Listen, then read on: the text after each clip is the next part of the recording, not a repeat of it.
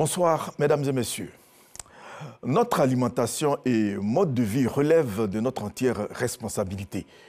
Nous prenons plaisir à consommer tout ce qui passe sous nos yeux sans nous interroger si tout est bon à manger et à boire à tout moment et à tout âge. Justement, à l'approche d'un certain âge dit carrefour du vieillissement, pour emprunter les termes de celui que je reçois ce soir, notre corps nous fait sentir par des maladies chroniques tous les abus qu'il a subis il y a plusieurs années. L'alimentation et le bien-être peuvent-ils stabiliser les maladies chroniques? Sujet de notre santé, avec pour invité le docteur Ouroupou Mbambaye Jacques.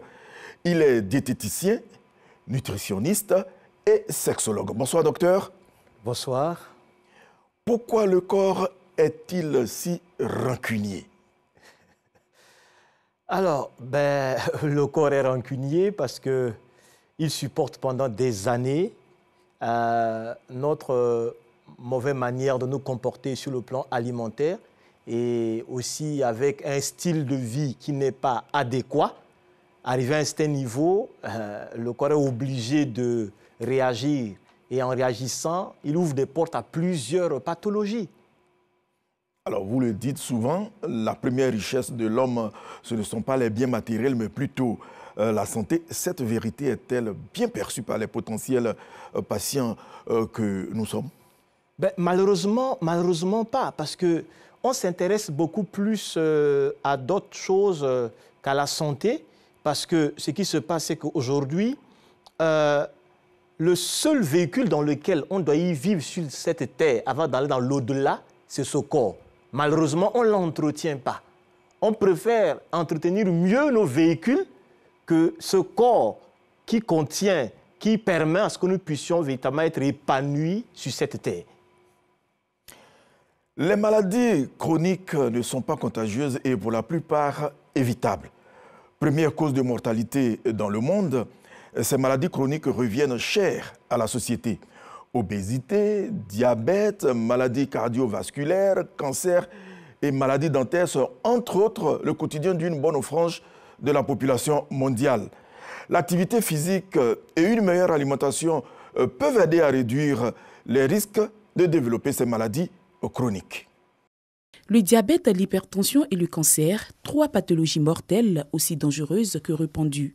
Par ignorance ou par négligence, ces maladies chroniques sévissent et tuent des milliers de personnes dans le monde. Quelqu'un par exemple qui a dans sa famille des personnes qui souffrent de l'hypertension, de l'hypotension, doit faire attention à l'alimentation. Trop de gras, trop de sel, etc. 80% des pathologies sont dues à la mauvaise alimentation. Je pense que quand nous parvenons à une alimentation saine, c'est certain qu'on pourra donc être en bonne santé et puis voilà. Suivre un régime alimentaire sain permet de réduire le risque de maladies cardiovasculaires.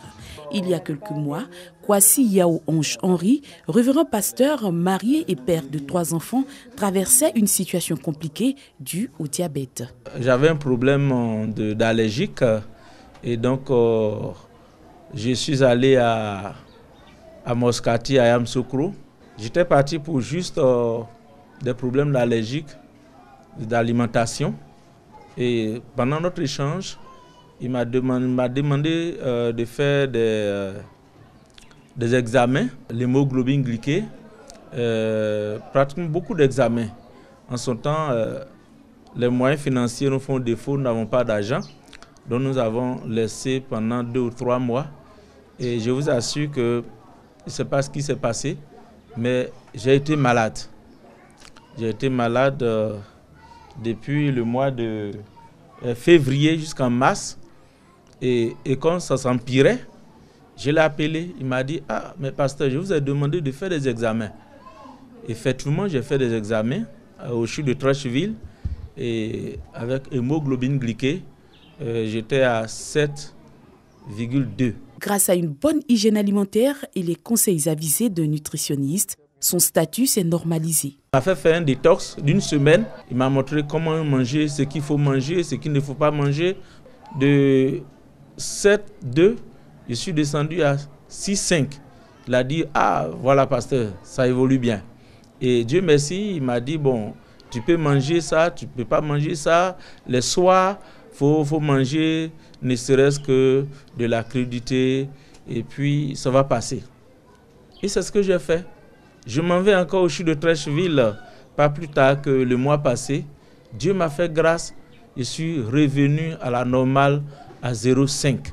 Un changement d'habitude alimentaire qui a nécessité l'implication de son entourage, notamment son épouse qui veille au grain. Avec amour et abnégation, elle veille à la composition de chaque menu, toujours en lien avec les prescriptions du médecin nutritionniste. La famille Kumbasa, convaincue des vertus thérapeutiques des fruits et des légumes, a décidé d'axer son alimentation vers les végétaux et la pratique du sport. Bien que n'ayant aucun antécédent dû à une maladie chronique, pour le chef de famille, le changement est nécessaire pour garder une bonne santé. Dr Olopu, je l'ai connu par le biais de mon épouse, qui avait des petits problèmes de nerfs vagal. Donc, elle est allée à un hôpital et puis elle l'a rencontré. Donc, je pense qu'ils ont interagi. Mais avant, dans notre famille, on est assez quand même centré sur ce qui est nutrition, sur ce qui est santé. Donc, je pense que les conseils de Dr Olopu lui ont été très bénéfiques. Il fallait savoir qu'est-ce qu'il faut qu'elle mange pour éviter ces évanouissements. Et deuxièmement, trouver des aliments qui puissent renforcer en fait son système afin qu'elle se sente de plus en plus mieux et éviter ce genre de situation. Selon l'Organisation mondiale de la santé, les maladies non transmissibles sont à l'origine de près des 3/4 de décès dans le monde. Au nombre de ces pathologies figurent en première place les pathologies telles que le diabète et l'hypertension, un duo mortel qui touche 17 millions de personnes de moins de 70 ans et dont 86% vivent dans les zones à risque ou les pays sous-développés. Une bonne alimentation et la pratique régulière du sport pourraient permettre de prévenir ces pathologies mortelles. Docteur, qu'est-ce qu'une maladie chronique? Alors, les maladies chroniques, ce sont des maladies de longue durée, voilà, qui évoluent lentement et s'aggravent souvent après le temps. Voilà d'une manière simple ce que nous pouvons dire d'une pathologie chronique. D'accord. Voilà. Alors, il y a des maladies chroniques bien connues comme le diabète, l'hypertension artérielle et le cancer. Et quel est à peu près leur taux de prévalence? Alors, c'est une bonne question. Lorsque nous prenons par exemple le cancer dans le monde, nous avons autour de 19 millions de personnes qui souffrent de cancer, surtout en 2020, selon le Globocan. Et sur les 19 millions, il y a 10 millions de décès. Maintenant, quand je prends la Côte d'Ivoire, en 2020, il y a eu 17 000 cas, de nouveaux cas de personnes souffrant de cancer. Et sur les 17 000 cas, il y a eu 11 000 décès. Ça veut dire que ça doit nous interpeller. Maintenant, quand nous revenons, nous regardons par exemple le diabète, c'est les mêmes choses. Dans le monde, nous avons plus de 600 millions de diabétiques dans le monde. Et la prévalence surtout, lorsque nous prenons l'Afrique de l'Ouest et subsaharienne, mais il y a véritablement, actuellement, nous avons 25 millions de diabétiques. Et d'ici à 2045, nous aurons 55 millions de diabétiques. L'hypertension artérielle, par contre, il y a 1,28 milliard de personnes dans le monde qui souffrent de l'hypertension artérielle. Et donc, les indicateurs sont vraiment au rouge. Et ça doit nous interpeller. Alors, quel est le lien entre les maladies chroniques et l'alimentation? Alors, une très belle question. Vous savez, si je prends par exemple le cancer, l'OMS dit que le cancer, par exemple, digestif, si nous avons une bonne alimentation et un bon style de vie, on va réduire cela de 50%. Et donc, la plupart des pathologies chroniques, l'alimentation et le style de vie jouent un rôle capital dans la prévention et même stabiliser ces pathologies chroniques. Parce que la plupart des pathologies chroniques ne sont pas causées par des virus ni des bactéries.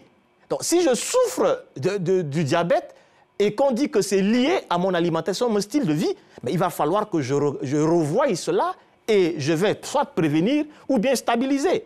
Malheureusement, on combat ces pathologies-là comme si ce sont des pathologies qui sont causées par des virus et des bactéries. Alors, l'alimentation pour stabiliser, certes, mais comment l'alimentation et le mode de vie ou style de vie, c'est selon, peuvent être à la source des maladies chroniques? Une bonne question. Je commencerai par exemple par le sommeil. Vous savez, Aujourd'hui, nous sommes devenus des insomniaques chroniques. Et l'OMS même le dit que c'est de l'épidémie mondiale aujourd'hui. Parce que, selon le comité français de lutte contre l'hypertension artérielle, 1 heure de dette de sommeil augmente de 37% le risque de développer l'hypertension artérielle. Dans les années 1942, selon l'université Princeton aux États-Unis, on dort aujourd'hui 1 heure moins qu'en 1942. Et donc, pendant l'année, nous devons rattraper 82 nuits. Donc, si déjà tu as des dettes de sommeil et que tu ne dors pas assez, tu ne peux simplement que te prédisposer à développer l'hypertension artérielle. Et ça fait peur, ça. Mais bien sûr, aujourd'hui, vous savez, aujourd'hui, les gens souffrent de ce que j'appelle une gueule de bois digitale. C'est-à-dire qu'avant de dormir, nous avons nos téléphones, nos tablettes, et plus nous avons cela la nuit, ça réduit de 50% la production de la mélatonine, l'hormone du sommeil. Donc aujourd'hui, les gens dorment difficilement, à peine 4 heures de temps, et ils veulent éviter l'hypertension artérielle ou bien stabiliser cette pathologie. Ce n'est pas possible. Maintenant, deuxième style de vie que je voudrais aussi en parler, c'est quoi? La gestion du stress aujourd'hui. Est-ce que vous savez qu'on est tellement stressé, anxieux, face à des problèmes, nous ne développons pas la paix, la quiétude, la joie, qui sont des médicaments.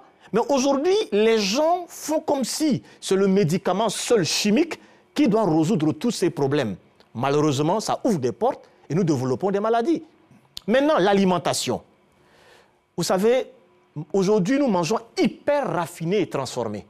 Lorsque je prends les céréales, lors des raffinages, nous perdons 95% de la vitamine E, 87% de la vitamine B6, 85% du magnésium et 78% des fibres.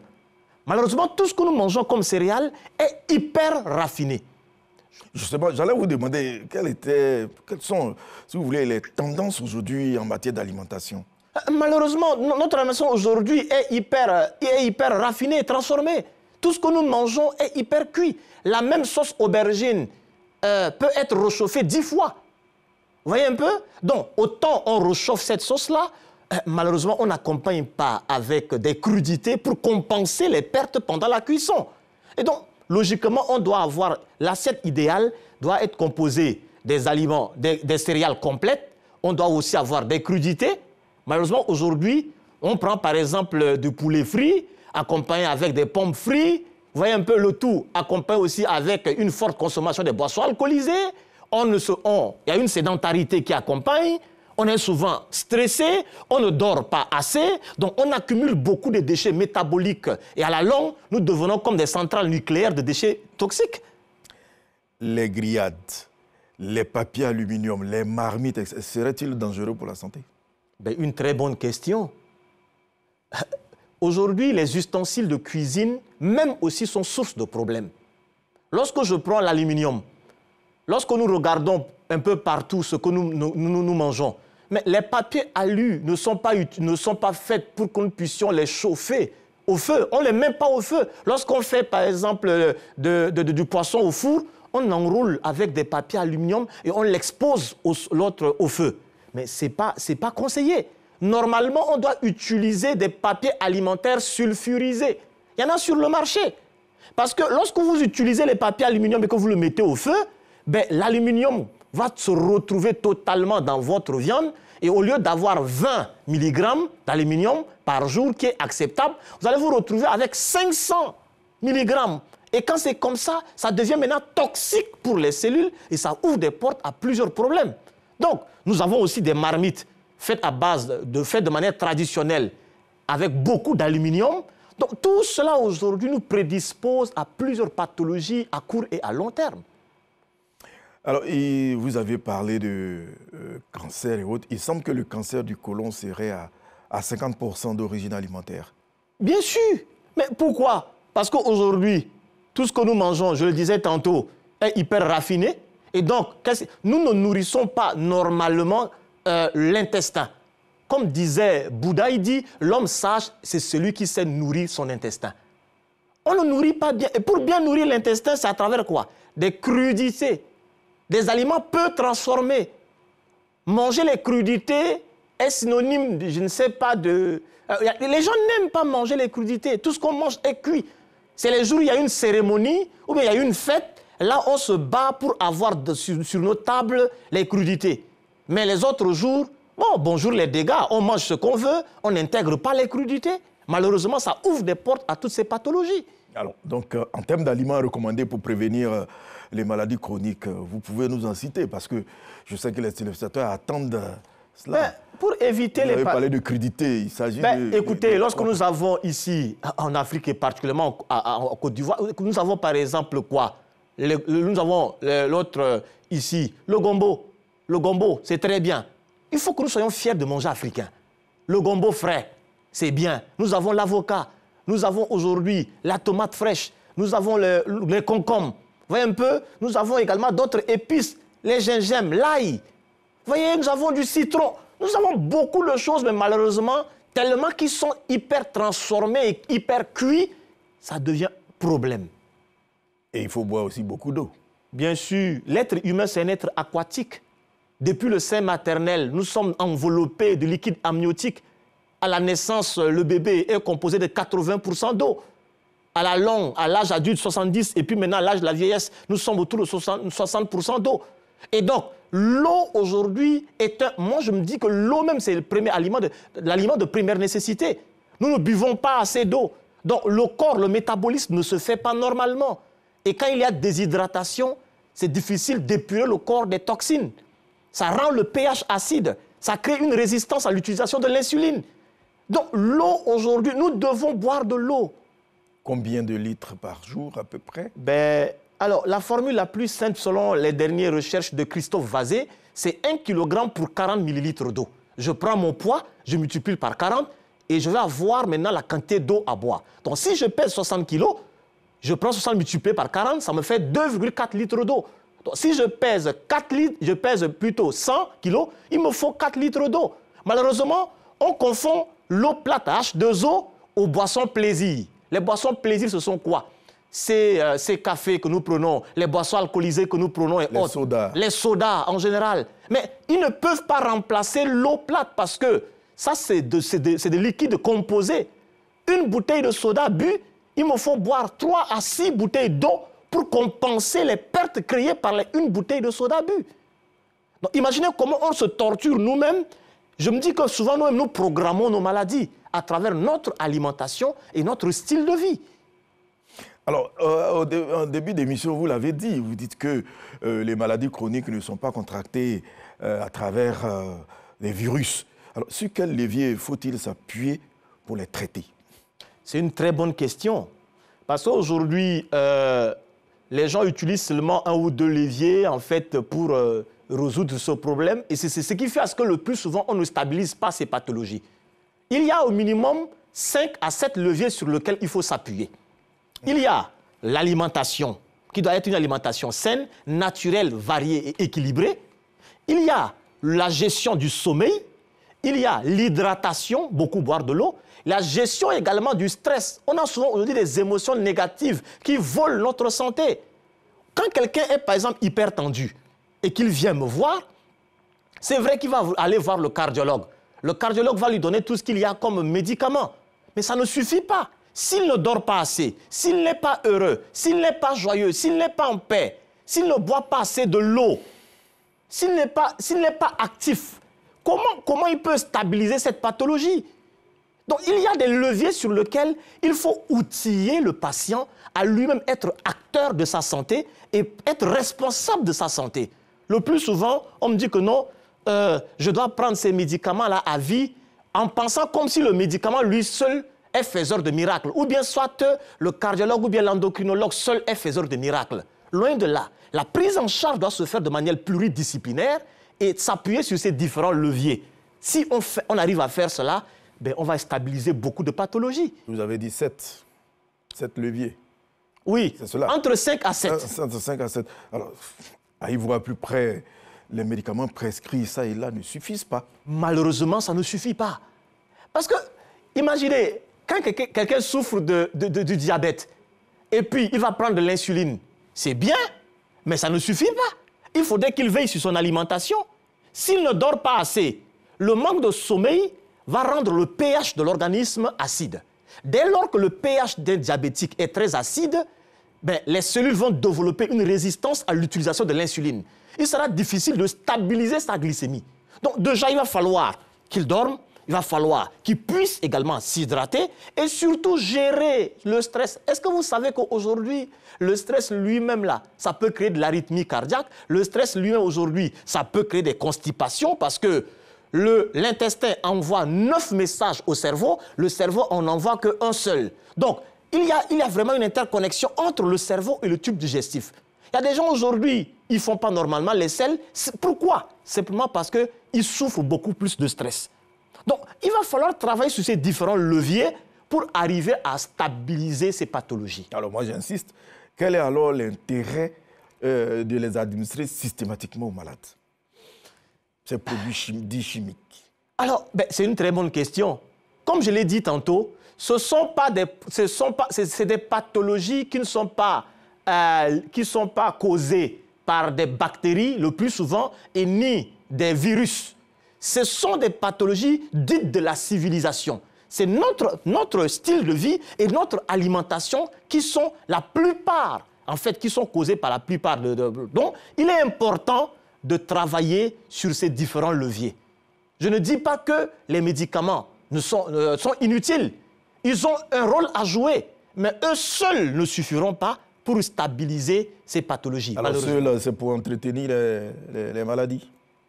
Mais si déjà je prends les médicaments seuls, ça veut dire qu'il sera difficile que je puisse stabiliser ces pathologies. Puisqu'on dit on prend à vie. Oui, donc si je veux stabiliser ma tension artérielle, il va falloir que, en plus des médicaments que le cardiologue me donne, il faut que je puisse dormir, il faut que je veille sur mon alimentation, il faut que je gère le stress et autres. Il y a des patients qui viennent me voir où je ne leur prescris même pas tout ce qu'il y a, qu'on connaît, et que je leur donne simplement, je leur dis, il faut que tu prennes 3 jours de repos. Il faut que tu puisses avoir un cadre de vie où il y a la paix, il y a la quiétude, il y a la joie. Est-ce que vous savez que même le rire est thérapeutique? Les gens aujourd'hui ne rient pas. Il est souvent stressé, anxieux, il refuse de pardonner. Mais le fait que tu ne pardonnes pas toi-même, tu es en train de te faire du mal. Il y a des choses basiques qu'on peut utiliser pour que quelqu'un sorte des pathologies. Malheureusement, aujourd'hui, on ne jure seulement qu'au nom des médicaments et des produits chimiques. Eux seuls ne suffiront pas. Médicaments, produits chimiques, ce sont des choses qui devraient être le dernier recours.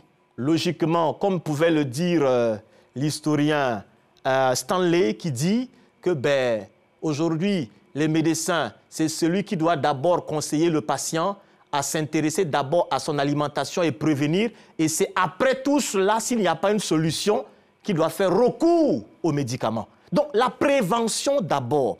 On doit outiller nos patients à s'intéresser à ces différents leviers pour sortir de ces pathologies. Parce que lorsqu'on est malade, véritablement, parfois ça fait pitié. Quand tu regardes certaines personnes, toute leur vie, ils courent pour avoir de l'argent. Mais à l'âge de la vieillesse, il est entre la pharmacie et l'hôpital. Il ne jouit même pas de tout ce qu'il a pu avoir comme argent. Malheureusement. Alors, quelle est l'offre sûre et adéquate en aliments pour combattre les maladies chroniques? Alors, déjà, ce qu'il faudrait faire en matière d'alimentation, comme je l'ai dit tantôt, l'OMS même recommande pour prévenir et stabiliser toutes ces pathologies, l'augmentation de la consommation des fruits, des légumes et de les préparer de manière simple et naturelle. C'est très important. Ça, je voudrais insister dessus. Et aussi la cuisson. Nous avons souvent des cuissons rapides. Vous savez, les aïeux utilisaient quoi? Ils utilisaient des marmites en céramique, c'est en argile, qui diffusent lentement la chaleur et ça permet de maintenir les nutriments, c'est-à-dire que de la sauce et autres. Malheureusement, aujourd'hui, nous utilisons de ces marmites-là qui sont le plus souvent en aluminium, c'est une cuisson rapide. Donc, lorsque la cuisson est rapide, ça détruit une bonne partie des nutriments. C'est pourquoi, comme la cuisson même n'est pas adaptée, il faudrait avoir des crudités pour compenser les pertes pendant la cuisson. Donc ça, c'est très important. Au-delà de ça, l'eau. l'eau, c'est l'aliment de première nécessité. Nous devons nous hydrater. Je voudrais insister dessus. Maintenant, aujourd'hui, il y a aussi les facteurs de risque des pathologies chroniques, il y a aussi le tabagisme. Il y a beaucoup de gens qui aiment aussi prendre aiment fumer, ou bien une consommation exagérée des boissons alcoolisées. Vous voyez un peu, ce sont des choses où parfois nous-mêmes, nous programmons notre maladie. Il est important que les gens comprennent que c'est possible d'éviter ces pathologies-là si je veille sur mon alimentation et mon style de vie. À vous entendre, peu de prévention. Alors, quelles sont les orientations diététiques pour la personne même ayant une maladie chronique? Une bonne question. Je vais peut-être donner un exemple simple. Quand quelqu'un souffre, par exemple, de diabète, il va voir l'endocrinologue, en fait, le diabétologue, ce qui est très bien, mais lui seul ne suffit pas. Il faudrait qu'il puisse également voir un diététicien, et en plus du diététicien, il doit même voir un psychologue. C'est une prise en charge pluridisciplinaire. C'est ce que je dis. Le plus souvent en Afrique, il faudrait aussi qu'on apprenne aussi à passer la main aux autres spécialistes pour que la prise en charge se fasse de manière globale. Et comme l'être humain, c'est le corps, l'âme et l'esprit, il faudrait que la prise en charge du patient se fasse de manière globale. Au lieu de s'intéresser au diabète qui est le mal, il faut s'intéresser à l'être humain qui a le diabète. Et donc cet être humain-là, il a des sentiments. Donc moi, en tant que diététicien, avant de lui prescrire des orientations diététiques, parce que le plus souvent, lorsqu'on parle même de diabète déjà et qu'on parle d'alimentation et régime, les gens sont stressés. Manger, c'est un acte de plaisir. La personne, vous voyez, le diabétique, il est en Côte d'Ivoire. Peut-être qu'il est dans une zone où il mange beaucoup de liam. Je viens puis je lui dis, ne mange plus de liam, ne mange plus de foutou, ne mange plus de riz. Mais il sera traumatisé. Logiquement même, il n'y a pas un régime diabétique en soi. C'est d'outiller le patient à manger de façon avertie. Parce que le régime alimentaire pour un diabétique doit être naturel, agréable au palais et varié, mais pas de la monotonie alimentaire. Donc, en tenant compte de son profil nutritionnel, on lui propose un protocole, pas en lui imposant. Je ne joue pas le rôle d'un expert devant cette personne, mais ensemble, on s'accorde sur des principes parce qu'au-delà de tout, c'est lui qui va exécuter cela à la maison. Donc, j'essaie de voir son style de vie et je lui propose un petit déjeuner adapté à cela. Est-ce qu'un diabétique peut manger du riz? Oui. Est-ce qu'il peut manger du foutou? Oui. Est-ce qu'il peut manger de sauce graine? Oui. Il faut que les gens comprennent. Tout dépend de la quantité et de la fréquence. Le plus souvent, on leur dit, tu ne dois plus manger ceci, tu ne dois plus manger cela, tu ne dois plus manger cela. Mais attendez, il est stressé. On fait du mal à beaucoup de gens et ces personnes, parfois même, tombent dans une dénutrition avec un fort stress. C'est ça même qui accélère leurs problèmes. En conclusion, peut-on guérir des maladies chroniques?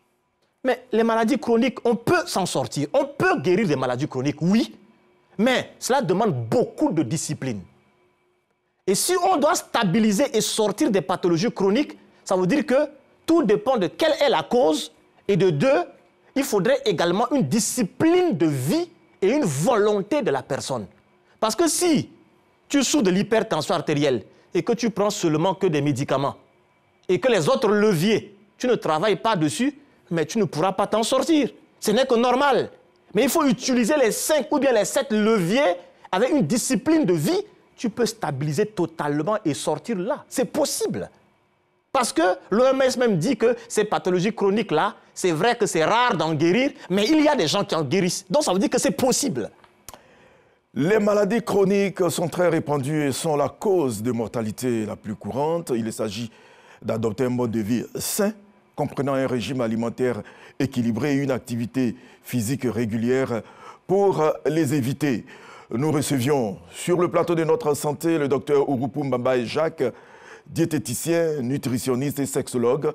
L'alimentation et le bien-être peuvent-ils stabiliser les maladies chroniques? Sujet de l'émission qui nous a réunis. Rendez-vous dans 15 jours pour un autre numéro de Notre Santé. Merci docteur. Merci. Bonne suite de programme sur RTI 1. Bonsoir.